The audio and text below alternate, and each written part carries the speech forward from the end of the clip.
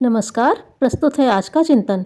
आवश्यक नहीं कि सदा अनुकूलता ही बनी रहे, जीवन में प्रतिकूलता का भी स्थान और उपयोग है। यदि सदा सुविधाएं ही बनी रहें तो व्यक्ति को किसी बड़े पुरुषार्थ की आवश्यकता न पड़ेगी, संघर्ष में पड़ने का कभी अवसर ही न आएगा और इस हेतु जिस सूझबूझ का साहस और धैर्य को अपनाना आवश्यक होता है उसकी कभी आवश्यकता ही न पड़ेगी। बिना प्रयोग में आए हर वस्तु सड़ती और घटती है। जिन्हें प्रतिकूलताओं का सामना नहीं करना पड़ता, जो सदा सुख सुविधाओं में ही डूबे रहते हैं, उनकी प्रतिभा पलायन कर जाती है। कठिनाइयों को देखकर वे हतप्रभ हो जाते हैं और तिल को ताड़ बनाकर बेहिसाब घबराते और बेमौत मरते हैं। माना कि सुविधाओं की अधिकता से जीवन यापन में सुविधाएं मिलती हैं, उन्नति की दिशा में सरलता पूर्वक अधिक तेजी से चला जा सकता है। इतने पर भी इस स्थिति में एक कमी बनी रहती है कि उत्साह अभिवर्धन के लिए जिस प्रबल पराक्रम की आवश्यकता पड़ती है उसे प्राप्त करने का अवसर ही नहीं मिलता। पौरुष और पराक्रम के दोनों ही स्रोत सूखे पड़े रहते हैं। जिन्हें सदा प्रकाश में ही रहना और काम करना पड़ता है, उन्हें रात्रि का अंधकार बहुत भयानक लगता है। उसके रहते एकाकी सुनसान में जाते हुए उनका दिल धड़कता है। आवश्यक काम होने पर भी उस प्रवास के लिए हिम्मत नहीं पड़ती। किंतु कितने ही लोग ऐसे हैं जिनका कारोबार अंधेरे में ही काम करने से संबंधित है। चोर डाकू अंधेरे से घिरे बीहड़ों में ही छिपे रहते हैं और अंधेरी रातों में ही घात लगाने के लिए निकलते हैं। घटा टोप वर्षा में भी खेत की मेड़ों से पानी बाहर न निकलने देने के लिए किसान उसी अंधेरी में साज संभाल करने जाता है। अभ्यास से डर भगाया जा सकता है और साहसिकता को क्रमशः बढ़ाया जा सकता है। ऐसे लोग कम ही हैं जिन्हें पूर्वजों की छोड़ी विपुल संपदा हाथ लगी है, जिन्होंने ब्याज भाड़े के सहारे जिंदगी गुजारने की व्यवस्था कर ली हो या अगली पीढ़ियों के लिए भी निश्चिंत हो। इन अपवादों के लिए भी संचय को सुरक्षित सुव्यवस्थित रखने के लिए हिम्मत और दूरदर्शिता की आवश्यकता पड़ती है। भलाई को अपनाना और बुराई को छोड़ना पड़ता है। यदि ऐसा न किया जाए तो जो संग्रह था वह भी दूसरों के द्वारा किसी न किसी प्रकार के हथकंडे अपनाकर अपहरण कर लिया जाता है। कमाने से भी अधिक रखाने और पचाने का कार्य कठिन है। किसान पूरा परिश्रम करके खेती को उगाता बढ़ाता है, पर फसल पकने पर यदि असावधानी बरती जाए तो पौधों पर लगे हुए दाने पशु पक्षियों के पेट में ही चले जाते हैं। संयोजकों को खाली हाथ ही रहना पड़ता है। सतर्कता हर स्थिति में आवश्यक है। यो मनुष्य जन्मतः एकाकी ही आता है और जब दम तोड़ता है तो चिंता पर अकेला ही सोता है।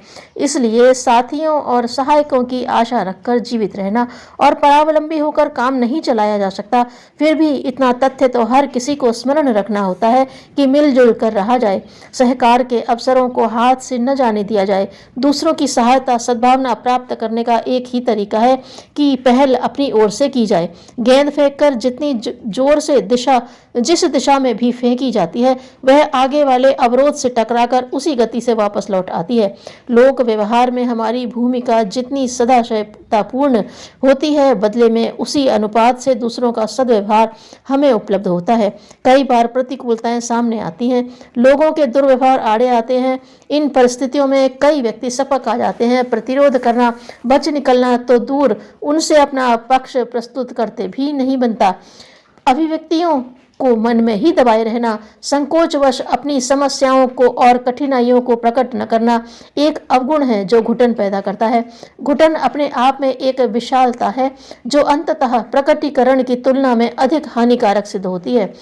पत्थर के कोयले जलाकर सर्दी के दिनों में कई लोग कमरा गर्म करने की दृष्टि से उस छोटी कोठरी में बंद कर लेते हैं और तत्कालीन शीत निवृत्ति का लाभ भी अनुभव करते हैं।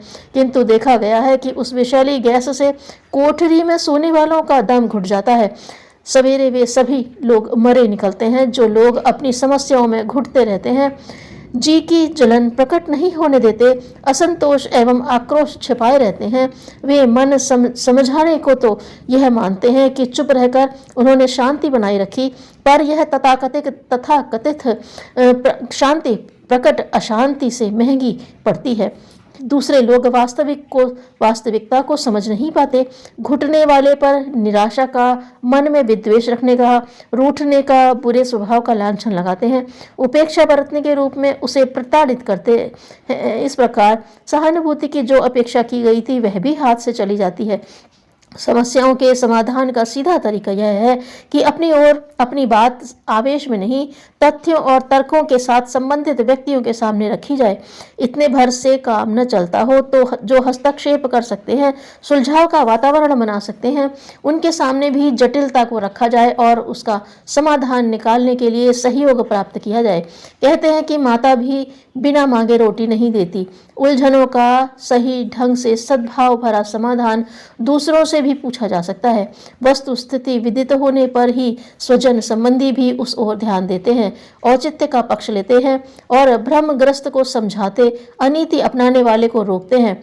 ऐसा न भी होता हो तो घुटन को प्रकट कर देने पर मन तो हल्का होता ही है, यह लाभ भी कुछ कम नहीं। घुटन भरी परिस्थितियों को अपने पक्ष की हलचल उभार कर ही उलझन को सुलझाया और कठिनाई से निपटा जा सकता है। इस हेतु मुखर होना आवश्यक है। वस्तुस्थिति को प्रकट करते रहने से अनीतिकर्ता पर भर्त्सना बरसती है और समुदाय का दबाव पड़ता है। अपनी करतूतों पर पुनर्विचार करने का मन बनता है और अंततः दबाव मिटता या घटता है।